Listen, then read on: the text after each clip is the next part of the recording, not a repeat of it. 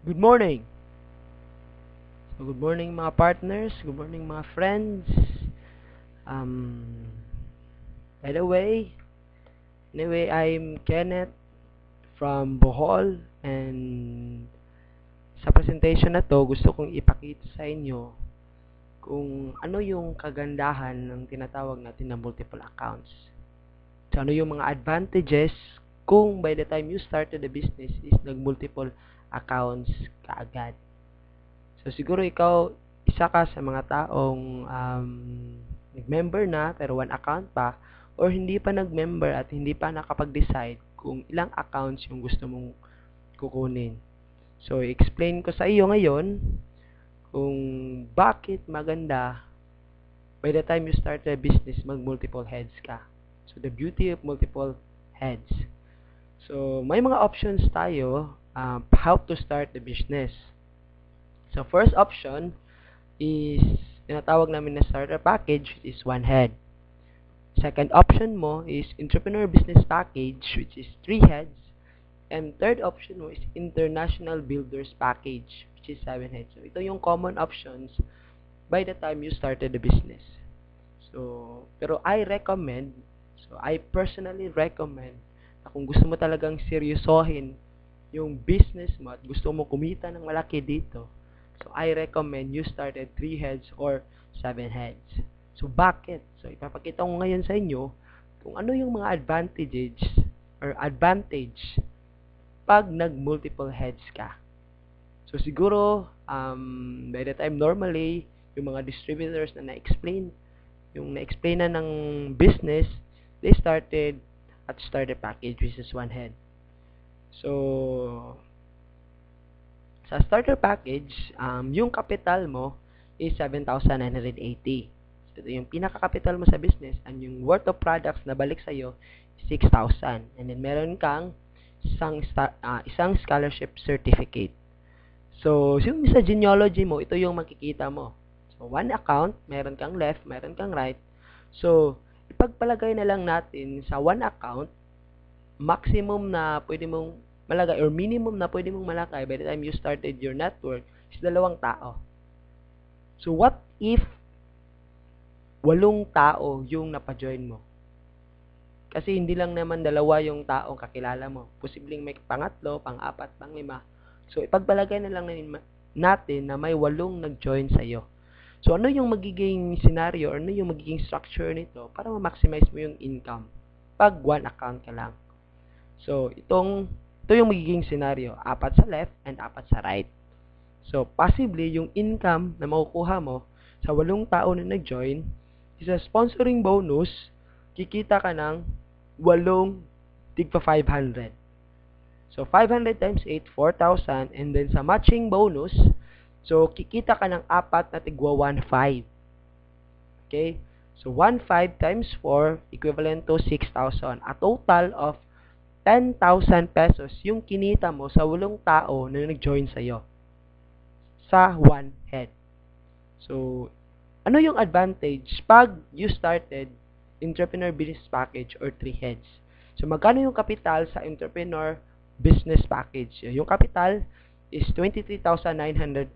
So, 7,980 times 3.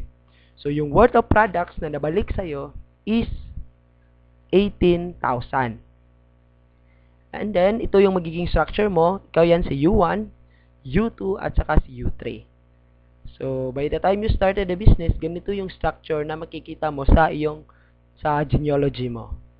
So, mayroon siyang tinatawag na cash payback. Ibig sabihin, by the time you invested 23,940, automatic, kumita ka na agad ng 2,500. So, saan yun? Nanggaling. So, by the time nag-invest ka, parang naka-recruit ka ng 2 tao. So, 500, 500, 1,500, a total of 2,500. So, makikita mo yung return of investment na nabalik sa'yo or yung return is 18,000 na products plus 2,500. So, a total of 20,500.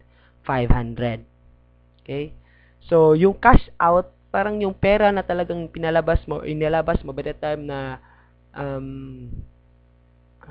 na-consume mo lahat ng yung products or nabenta mo, plus yung 2,500 na cash, automatic makukuha mo. So, kulang-kulang na 3,440 only lang yung napagawas na pera mo.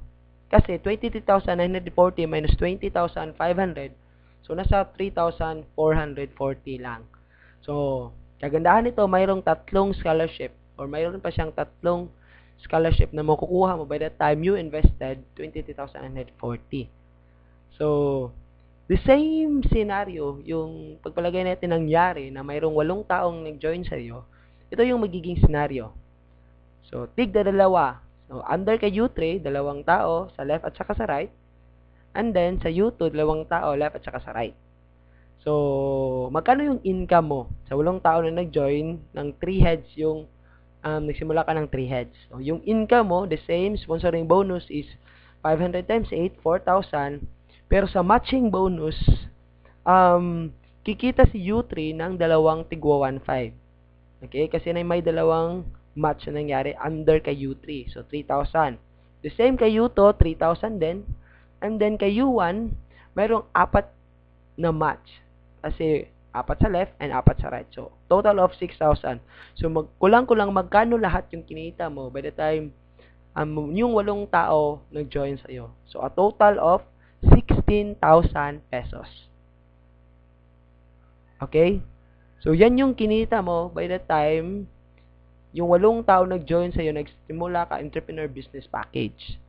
So, mayroong last na option, international builders package, na kung gusto mo talagang kumita na malaki, we recommend na ito yung kunin mo. So, magkano yung kapital? So, you invest almost 55,860.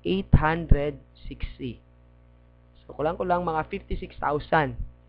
Worth of products na bumalik sa'yo is 42,000. And then, ito yung magiging structure mo sa genealogy mo. So, U1, U2, U3, U4, U5, U6, at saka si U7, nakapangalan yan lahat sa'yo. So, magkano yung cash payback? So, hindi ka pa nagsisimula, automatic, kumita ka na agad ng 10,500. So, i-compute mo lang, 4 na direct referral at nasa 5 pairing yan. So, yung return is 42,000 plus 10,500. So, nasa 52,500. So, kung i-minus mo, 55,860 yung capital, minus 42,500. So, parang yung cash out mo talaga na pinalabas na pera mo is nasa 3,360 only. So, meron ka pang 7 scholarship na pwede mong ipamigay sa mga kakilala mo, kapatid mo, mag-anak mo. So, the same scenario, 8 persons yung nag-join sa'yo. So, ito yung magiging scenario. So, meron siyang 8 leg na maglalagay ka tig-isang tao. Okay? So, yung income mo, magkano yung income mo sa 8 tao? Sponsoring bonus, nasa 500 times 8, 4,000.